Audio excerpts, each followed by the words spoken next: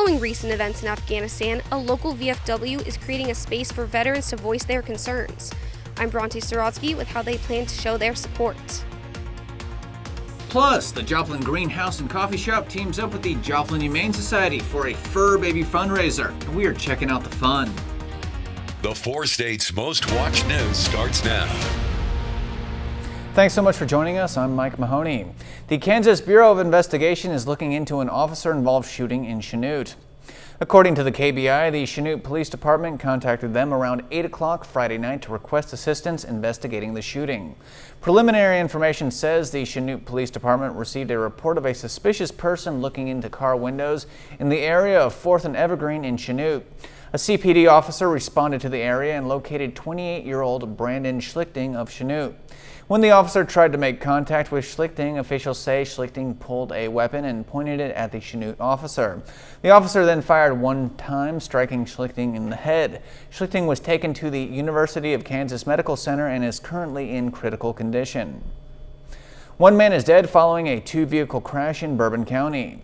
The crash occurred just after 7:30 this morning. According to the Kansas Highway Patrol, 48-year-old Ira Toshevic was riding his motorcycle on Highway 69 near National Avenue in Fort Scott when he was unable to negotiate a curve and went left of the center, hitting another vehicle head-on.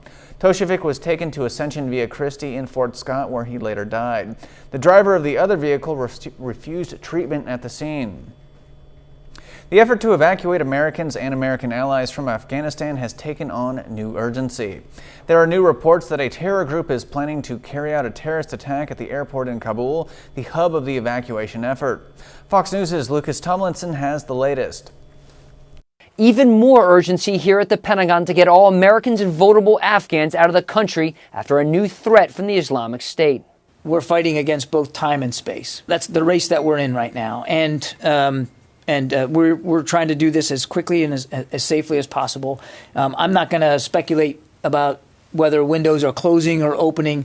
We're focused on accomplishing this mission as fast as we can. Earlier today, the U.S. Embassy in Kabul issuing the following warning, telling Americans not to go to the airport. Officials say the warning is due to a new threat from the Islamic State and other terrorist groups, but declined to give details. Quote, because of potential security threats outside the gates at the Kabul airport, we are advising U.S. citizens to avoid traveling to the airport and to avoid airport gates at this time, unless you receive individual instructions from a U.S. government representative to do so. Just yesterday, President Biden said the evacuation was going well and said Americans are having no problems getting to the airport to escape. Lawmakers on Capitol Hill say Biden's defense secretary said some Americans have been beaten up going to the airport. It was so dangerous, in fact, late Friday said it launched a rescue mission to grab 169 Americans just 200 yards from the airport using 3 massive Army Chinook helicopters. 2 days before Kabul fell to the Taliban, John Kirby said there was no imminent danger. Saturday, he was pressed to admit he was wrong. In the moment that I said it, based on what we knew at the time, it was a true statement. And yes, 2 days later, things dramatically changed. I readily admit that. Things moved very, very quickly, Lucas. 17,000 people have been evacuated from the airport in Kabul in the past week, including 2,500 Americans. At the Pentagon, Lucas Tomlinson, Fox News. The evacuation center outside the Kabul airport descended into chaos today. Footage shot by Sky News shows soldiers covering the bodies of people who were crushed in stampedes and fatally injured as they tried to get out of Afghanistan. Crowds gathered around the concrete barriers surrounding the airport as soldiers struggled to keep the peace. Thousands have been arriving at the airport every day in a desperate attempt to leave the country. Members of the military helped treat those who were injured and also cooled people down by giving them bottles of water and pouring water on them. President Biden canceled his weekend plans to deal with pressing events in both Afghanistan and here at home. Fox News' Jackie Heinrich has the latest.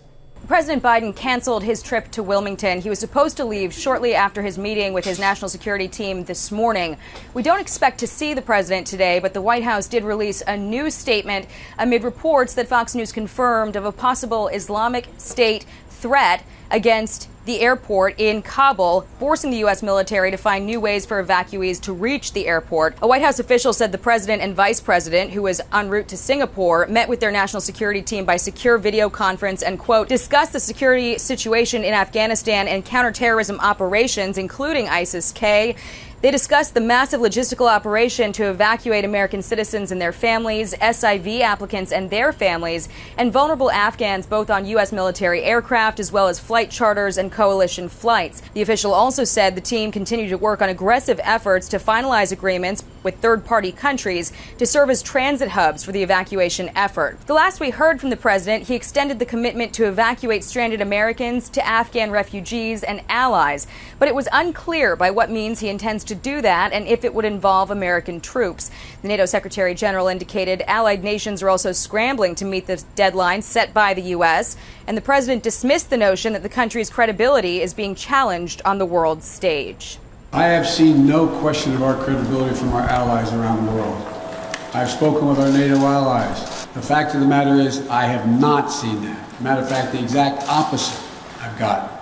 The exact opposite thing is we're acting with dispatch, we're acting committing to what we said we would do. The president claimed all the NATO allies agreed with his decision to withdraw from Afghanistan, but they're just now beginning to work on a coordinated effort to manage the fallout with a G7 meeting to convene next week. At the White House, Jackie Heinrich, Fox News. Following the news of the Taliban's takeover of Afghanistan, many veterans are struggling to process how the situation played out. KOAM's Bronte Sorotsky spoke with folks at the VFW in La Harpe, Kansas, to see how they're offering support to veterans and their families in the midst of this ongoing situation. Images and videos coming from Afghanistan recently have been hard to watch, but especially troubling for our veterans who fought overseas. So, the VFW in La Harpe, Kansas, hosted an informal meeting for all veterans to share their feelings about not only the current situation overseas, but any other experiences that they wanted to open up about. We embrace, we talk, we hug, we cry, and it's just between us. Following the Taliban's takeover in Afghanistan, many local veterans say they feel upset over lack of planning and evacuation that has been playing out at Kabul's international airport. Because of the downfall, the way it happened, we're angry. And some people have to get it off their chest. And if you are a veteran and you're out in the community and you want to say something, they're a little afraid to do so.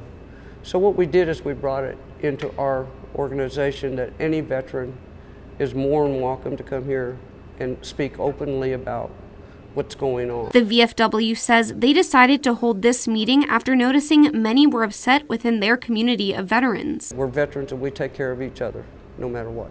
We've been seeing a lot of things on TV, and as I told Doug, our commander, I said there's been a lot of 1-800 numbers on the TV for veterans to call if they want to talk.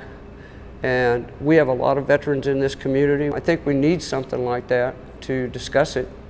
And so that's why we opened up our doors to do so. Veterans in attendance say just talking about the situation can alleviate some stress. Anytime you can get a veteran to open up, it helps. It really does.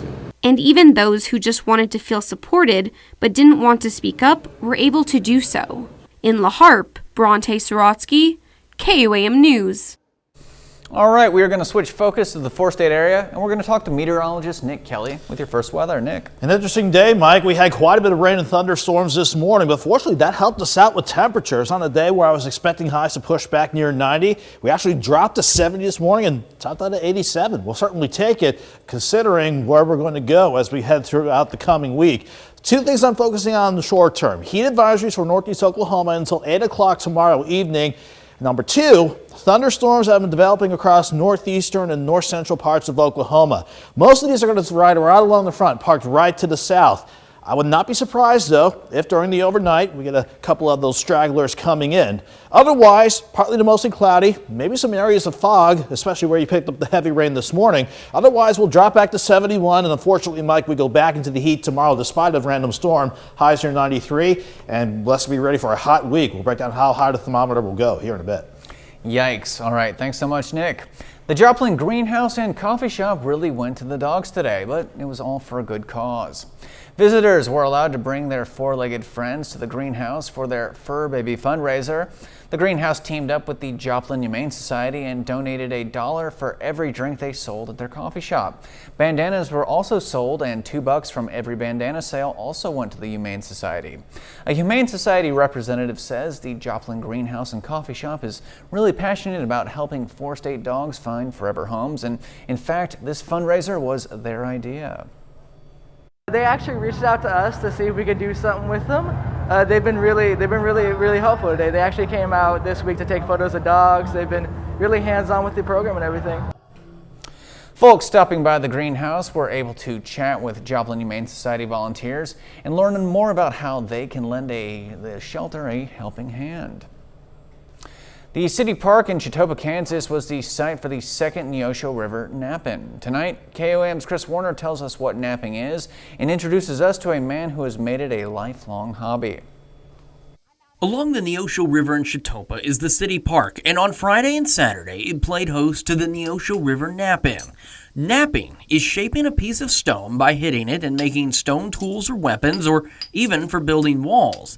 Here, it was all about making arrowheads for a number of uses. The organizer, Aaron Ellison, says he got started in napping right here in Chautauqua. When I got introduced to napping, the first place I made my first arrowhead was right here. And then they told me about what was called a nap-in, where people around the area get together, camp together, break rock together, trade stories, arrowheads, all sorts of stuff. And I thought, you know what? I want to go to a nap-in, but they're all so far away. Okay, I'm gonna make one here. Verl Keters from Muskogee and a citizen of the Cherokee Nation. His interest in napping began many years ago. I began to see arrow points and artifacts and wondered how they were made. As he researched, he learned more about his tribe's history and some of its lost history. The Cherokees did not come to Oklahoma with the astute knowledge of making the artifacts that previously had been made. They had pretty much lost the art. He took his interest and made it into a lifelong project, earning him the honor of being a Cherokee National Treasure. I try to perpetuate this art and the customs and the ideals of the Cherokee people and relate that back to previous times. On Saturday, he shaped an arrowhead just for us, giving a full demonstration from start to finish on how arrowheads were made back in the old days. Keter travels the nation, sharing his knowledge and, of course, shares it with the Cherokee down in his own backyard. In Chautauqua, Chris Warner, KOAM News. It is now time to honor one of our many 4-state heroes. Tonight, we recognize Ernest Buzzard of Joplin, Missouri. Buzzard served as an optical man, 3rd class in the U.S. Navy, and he was stationed on the USS Bushnell. Thank you, sir, for your service and your courage. For more information on all our 4-state heroes, or to nominate your own, just log on to komnewsnow.com. We'll be right back with meteorologist Nick Kelly and another look at your weather. Plus, millions of people are under severe weather warning as Henri inches closer. I'm Alex Hogan in Jones Beach. I'll have more on that story coming up. 2 dealerships. We were treated to a nice afternoon after a stormy start for our Saturday. Let's just dive right into the forecast, starting with actually where we've been throughout the course of the day. We rewind the time-lapse from indigo sky outside of Seneca, Missouri. Quite the start the overnight, then that parade of rain and thunderstorms worked over the casino grounds outside of Seneca. And in its wake, thankfully, we were treated to a pretty good afternoon with partly sunny skies and a bit of a relief from the heat that made its return on Friday to start this weekend out. But that Seneca wasn't the only spot that picked up quite a bit of rain. Much of the area averaged out about over an inch of rainfall, but where we see the heavier pockets of rain north and east in Nevada pushing almost 5 inches according to radar estimates. That was actually enough to trigger some flash flood warnings in northeastern parts of Vernon County, also parts of St. Clair and Cedar counties earlier this morning. But things have been calm for much of the day, but in the short term, I'm keeping an eye on these thunderstorms from Ponca City almost down to Oklahoma City, Chandler, Kearney, and then picking back up around Tulsa. Most of these are going to stay south, but I would not be surprised if a few of these guys try to sneak in overnight. Nothing too concerning with those storms if they can hold together along the journey. On top of that, Heat advisories for northeast Oklahoma until 8 o'clock. So it's going to be definitely hot and humid in that part of the four-state region, while everyone else just stays pretty much hot as we go back into the 90s tomorrow. It's a shame, too, because after we started in the lower 90s for this weekend on Friday, the rain forced us back down to 70 this morning, and thankfully we enjoyed highs around 87 this afternoon. At least we're looking okay now in Joplin. 77 feels just a hair warmer, like 78 degrees, thanks to a dew point sitting in the lower 70s, and it gives you an idea where temperatures will eventually drop as we go throughout the night. So most of us now mid to upper 70s, might feel like the upper 70s to near 80 thanks to the humidity that's still out there, and it will be some humidity that will allow some cloud cover out west to roll on in, and maybe a couple of those thunderstorms out of north central, northeastern Oklahoma. But again, most of that action is going to be running right along the front, parked just to the south of the region. Unfortunately, this is going to start working back to the north tomorrow. Why? The upper low that brought the front in is now north of Winnipeg. Now that we're seeing the upper level ridge to the south build in, not only will that push that front back to the north tomorrow, that's going to make sure we look at a hot week ahead of us. So through the overnight, some cloud cover working in, maybe a couple showers or storms out of northeastern Oklahoma, but most of us will be dry as we drop back to about 71 first thing in the morning. I think we're dry to start the afternoon out, but as that front continues to work back through the region northward, can't rule out maybe a few thunderstorms or a few showers in the afternoon. 71 in the morning, 86 by noon, afternoon highs around 93. Now in terms of the humidity, most of us will be, temperature-wise, in the lower 90s for tomorrow. Not so humid in southeast Kansas and southwest Missouri, but this is why the heat advisories are out in northeast Oklahoma. It's going to feel at least like 105 degrees as we go into tomorrow afternoon. Pushing mid-90s all across the region on Monday, and with this upper ridge locked in, it is going to keep us dry through Wednesday, and it'll keep us hot and humid. 96 on Monday, 98 for Tuesday. We'll hopefully drop back into the lower 90s by the end of the week, Mike. But to give you an idea how bad 98 degrees is alone, if you park a car outside for 30 minutes, the inside will reach 132 in just half an hour's time. All right. Thank you, Nick. Scary stuff. And here's some more scary stuff concerning weather. The Northeast braces for Hurricane Henri. The slow-moving storm is threatening to bring strong winds and heavy rain from New England down through New York. Fox News' Alex Hogan has more. Henri is barreling toward the northeast, strengthening into a hurricane Saturday morning over the Atlantic.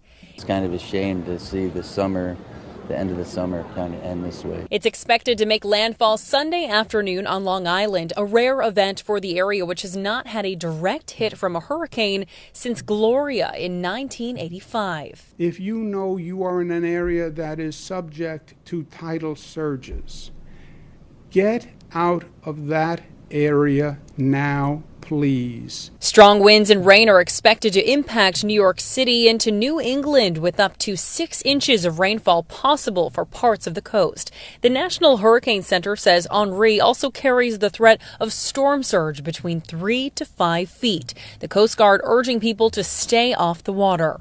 During like a tropical storm or a potential hurricane, it's best to just not get out on the water and just wait the storm out, because if it gets too bad, our ability to head out there is going to be, diminished. Adding to concerns, much of the Northeast is already saturated from recent rain, increasing the risk for flooding, downed trees, and power outages. Governors of Massachusetts and Connecticut have called up the National Guard for possible rescues and cleanup. Officials are warning residents to take precaution and stay inside. I'm not overly concerned, but I will have hurricane precautions, which means taking everything at least 2 feet off the ground. The National Hurricane Center says that Henri could stall after making landfall, bringing even more rain to the Northeast. In Jones Beach, New York, Alex Hogan, Fox News. When we return, COVID-19 is out of control over in Vietnam. And it seems Ho Chi Minh City is facing the worst of it. That story and more are coming up right after this short break. Doctors working at hospitals near the U.S.-Mexico border say they have seen an influx of migrants turn patients in their facilities. Fox News' medical contributor, Dr. Mark Siegel, has that story. What is overwhelming us is seeing that almost everybody coming into the hospital is unvaccinated. There is a humanitarian crisis at our southern border. Dr. Yvonne Lopez, medical director at McAllen Hospital, sees the problem through the lens of medicine rather than politics. Facilities and staff are overwhelmed. And as more unvaccinated COVID patients pour into our country, Dr. Lopez and others work longer and longer hours and put their lives on the line. The problem with COVID among migrants is so pervasive that sometimes Dr. Lopez finds that the caretaker becomes the next patient. He was with severe COVID, and the wife was calling me. I was calling her to update about her husband. And one day when I saw my patients, I recognized her name in my list. Most of the staff have been vaccinated, and they support each other when they are, as Dr. Lopez puts it, quote, breaking down. But the influx of patients keeps increasing. They're coming in because they want a better opportunity, and they'd end up in the hospital. And I talk to them about their personal experience and try to cheer them up, right? Because they are coming in with an idea, a dream in here, and they end up sick or very sick. It isn't only injury. People, including children, are dying of dehydration, of malnutrition, of COVID. And there, the American dream ends abruptly, alone, without family, unidentified, in a pauper's grave. The Biden administration has just sent 8.5 million vaccine doses to Mexico, 1.5 million to Honduras, and 1.5 million to El Salvador. Critics say if they want to really do something compassionate to take the burden off hospitals like Dr. Lopez's, they need to send much more aid while closing the border at the same time. In New York, Dr. Mark Siegel, Fox News. A surge in COVID cases is hitting Vietnam. The nation, which weathered much of the pandemic with very few cases, is now asking people to stay in their homes for 2 weeks starting this Monday as cases continue to rise. Government officials reported more than 10,000 new cases and 390 deaths on Friday. Ho Chi Minh City accounted for 3,500 of those new infections. The city has had strict coronavirus measures in place since June. Right after the break, COVID-19 is on the rise in Kansas, and Sunflower State health officials are concerned. When we return, you will hear from Kansas Governor Laura Kelly, who has both warnings and advice for all Kansans concerning the coronavirus. That story and more are next. 7 days left. Welcome back to your KOAM News at 9 on Fox 14.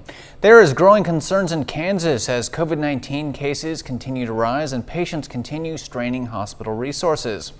Governor Laura Kelly revealed Friday that COVID-19 is now spreading faster than the rate it was spreading before a vaccine was available.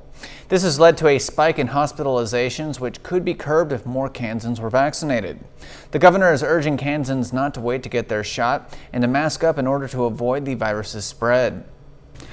Over the past several weeks, COVID-19 cases and related hospitalizations of Kansans of all ages have risen exponentially. It shouldn't be like this, but COVID-19 infections are more rampant today than they were before the vaccine was available. Not surprisingly, nearly all the people admitted to our ICUs with COVID-related issues are unvaccinated. Our healthcare system is being stretched to the max. Our counties are running low on resources to fight the virus. According to Kansas health officials, Sunflower State hospitals have just 29% of ICU beds available for use. This has led to doctors postponing surgeries and sending patients further and further away for treatments when sick. American Airlines passengers who travel in economy class won't be able to buy alcoholic beverages on board until at least January.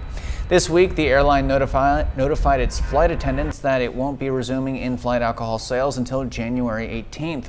The federal mask mandate for public transportation was also recently extended to that date. American Airlines had planned to resume alcohol sales this September, as many other airlines have already done, but high-profile incidents involving unruly passengers resulted in the airline postponing its plans. American Airlines still serves alcohol in first class. We'll be right back with more news. 3 Good Samaritans at Lake Minnetonka in Minnesota sprang into action to help rescue a man from a sinking car. Fox News' Maury Glover has that story. It all happened right here on this left side of the ramp. Dan Fabiano came to Lake Minnetonka to practice for a bass fishing tournament this weekend. But he ended up doing something much more important than catching a few freshwater fish. It's one of those experiences like you don't you think about it, you see it in movies, you dream about it, but you don't expect something to happen like this. Fabiano took this picture of what he thought was a small mishap at the Maxwell Bay public boat launch Thursday morning. It turns out a car backing a trailer into the lake had been pulled into the water and was rapidly sinking, with the driver trapped inside as bystanders Zeke Marquez and Justice Larson watched in horror. You could see in the car once he got into the back seat that there was, inches of water, like less than a foot of water, of air, and he was, pressing his face up against the back windshield, trying to get the last of the air. Please, God, help me, help me get him out, please be okay. That's all I was worried about. As water quickly filled the car, all three Good Samaritans dove in to try to rescue the driver. Fabiano says he was able to reach his arm through a crack in the window and unlock the doors before pulling the man to safety. I said, listen, I got the door unlocked. You're going to take the biggest breath of your entire life right now. I'm going to open the door. When I open the door, you breathe in, and I'm going to pull you out by your ankles. The Hennepin County Water Patrol says other than being a little shaken up, the driver was okay. Thankful that I was here and those boys were there at the same time to be able to save someone's life. And in the process, get a fishtail Fabiano will remember for the rest of his life. I had a whole bunch of people say that. You caught a big one today, Dan, just not the right bass, Well, stay right there. We have got a lot more news headed your way, as well as another look at your weather with meteorologist Nick Kelly and your KOAM Sports Report with Danny Terzer. That's all coming up right here on your KOAM News at 9 on Fox 14. And when we return, the Boy Scouts of America get approval for an $850 million fund to compensate sexually abused scouts. That story and more are next. The Boy Scouts of America get approval for an $850 million fund to compensate sexually abused scouts. Payments will be given to tens of thousands of men who say they were abused by Boy Scout leaders and others in the organization. However, a judge did reject two key provisions of the deal, leaving an agreement the Scouts hoped would help them jump out of bankruptcy up in the air. The Boy Scouts are seeking bankruptcy protection to try to halt hundreds of individual lawsuits and create a compensation fund. If you're a couch potato and don't exercise, you have a much higher risk of stroke. Researchers with the American Heart Association say adults under 60 who spend too much time in front of the TV are 7 times more likely to suffer a stroke than most physically active people. Researchers reviewed health and lifestyle info from 143,000 people with no previous stroke history or other key diseases. Deaths from strokes were on the rise in people between the ages of 35 and 64. 9 in 10 strokes could be attributed to changeable factors such as sitting too much in front of the TV, probably, but not this show's okay. Hey, we'll be right back with meteorologist Nick Kelly and another look at your weather. Stay tuned.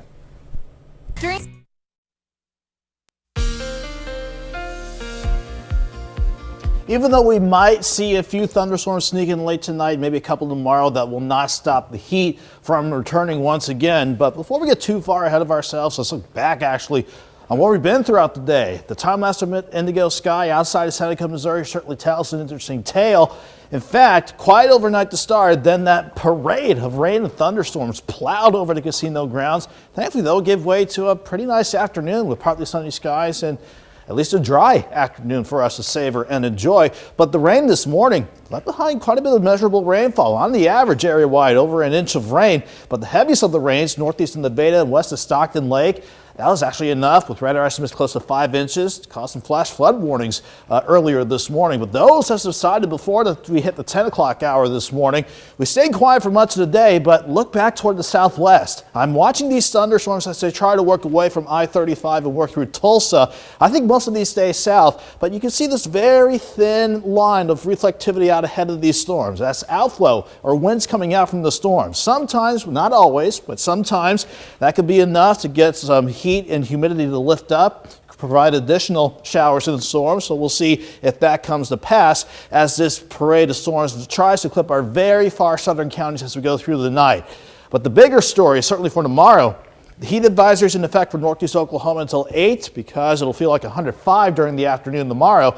But even if the rest of the area is under heat advisories, it's definitely going to be hot again as we go into tomorrow afternoon. At least we're looking okay right now in Joplin. 77, Feels like 78 though, just a hair warmer thanks to dew points sitting in the lower 70s. Mid to upper 70s, your actual air temperatures right now, but it's still trying to feel like the lower 80s in some spots. So that would certainly be ripe enough air for any of these showers that try to survive the journey to hold themselves together in some shape or form. But again, the bigger picture shows, especially with the surface map, most of these storms, if not all of them, are going to ride right along the front just to the south of the region. It's the same front actually that gave us the thunderstorms this morning.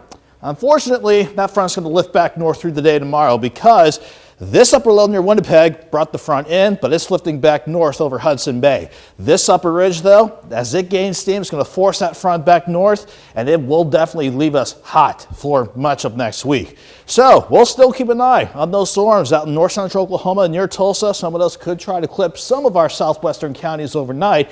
Most of us, though, on the dry side. Lows drop back to 71. I think we're dry to start the afternoon out, but can't rule out with that front working back through. A couple isolated storms in the afternoon. 71 in the morning, 86 by noon, highs near 93. And with the humidity in play, it may feel like it's near 100 across Kansas and Missouri, but in northeast Oklahoma, that's why those heat advisories are out, as it could feel like 105 during the afternoon. Monday through Wednesday, it's all about this upper level ridge keeping us dry but very hot, almost near triple digits for the official temperatures before we try to see maybe a little cool down with a few thunderstorms by the end of the week. But this is pure summer heat that we were holding off for so long, Mike, but it's on the way. 93 tomorrow, 96 Monday, 98 for a high on Tuesday. Hopefully, fingers crossed, we can at least go back into the lower 90s by next weekend. I complain it's too cold in the winter and too hot in the summer. Ain't that the truth? All right. Hey, stay tuned, sports fans. We'll be right back with Danny Terzer and your KOAM News at 9 Sports Report. And Danny has got a ton of fun stuff headed your way, including highlights from today's Royals matchup with the Chicago Cubs. That is coming up right after the break. Save the...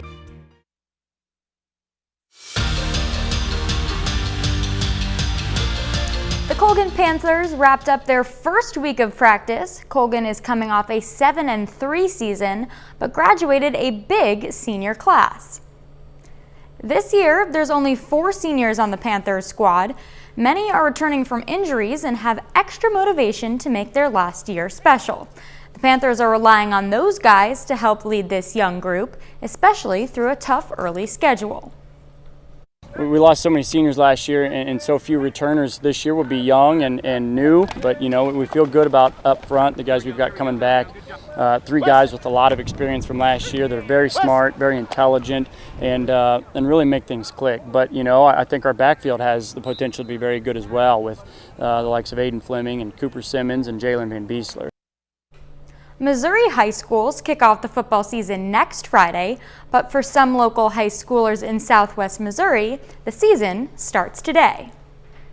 These are the Cornerstone Spartans, an 8-man football team made up of mostly homeschooled athletes. You know, I'd have missed out on the opportunity to play the great sport of football, but, you know, because this team exists, I'm really lucky and I get to play. It still gives me an opportunity to be able to get some college attention, possibly be able to go to a college to play football. When I was homeschooled, that was one of the things that I was nervous about, not having a team to play for, and now I do. I'm pretty happy about it. The program began around 2008. They were started by a guy who he homeschooled his kids, and they had nowhere to play once they finished JYFA, so we started this team. In the 2020 season, the Spartans went winless. Well, most of our players are returning players, and they're mad from last year. They're like, all right, we got to get a win. No more years like last year. The Spartans play an 11-game schedule. Saturday was their home opener. I've been waiting 9 months for this game because we didn't win a single game last year, and I wanted to come out and get some redemption. Redemption is what they got. The Spartans defeated Northwest Arkansas 46-0. It feels great to get, you know, our first win in over 650 days. It's good to get a win. That way these boys know what it feels like to win. That way they can keep pursuing this, you know, winning mentality. Winning the championship is, of course, the goal. But it's more than just that. I want to make sure all these boys, you know, come through the program and get through and they get this high school football experience. The Spartans also welcome players that attend private and public high schools but don't play for their school team. The Royals continue their road series against the Cubs today. Kansas City topped Chicago in Game 1 with help from 2 homers by Salvador Perez. Perez scratched from today's lineup with a headache. In the second, Nicky Lopez singles to center. Emmanuel Rivera scores to double the Royals' lead. Chris Bubich on the mound for Kansas City gets Patrick Wisdom, then retires Matt Duffy. He goes 6 1/3 with 9 strikeouts. Later, Michael A. Taylor drives it into the left corner for a double.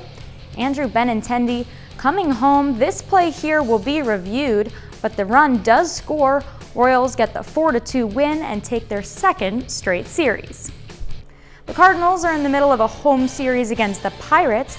They dropped the first game 4-0. Tonight, St. Louis loses a close one, 5-4.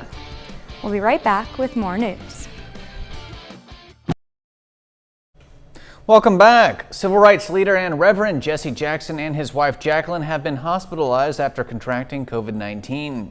Jackson's organization, the Rainbow Push Coalition, said the 79-year-old activist and his 77-year-old wife have been admitted to Northwestern Memorial Hospital in Chicago. Back in January, Jackson was photographed receiving his first shot of Pfizer's COVID-19 vaccine. He has encouraged others to be inoculated against the virus and has called COVID-19 a threat to humanity. The National Park Service says it will be reinstating its nationwide face mask mandate. The agency says their decision is based on recent science and guidance from the CDC.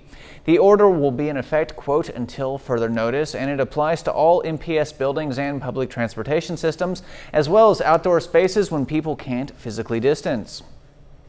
All right, we are not done yet here on your KOAM News at 9 on Fox 14. And when we return, you are going to meet a Sunflower State Golden Retriever who is keeping people safe by sniffing out the coronavirus. We'll be back in just 2 quick minutes. All right, here's a good story to end the show on.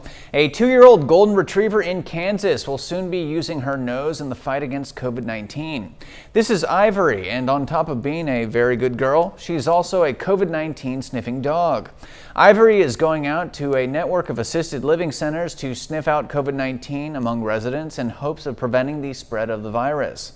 Ivory is currently a comfort dog at Benton House Assisted Living in Olathe, Kansas, and was trained in Atlanta to sniff out COVID-19.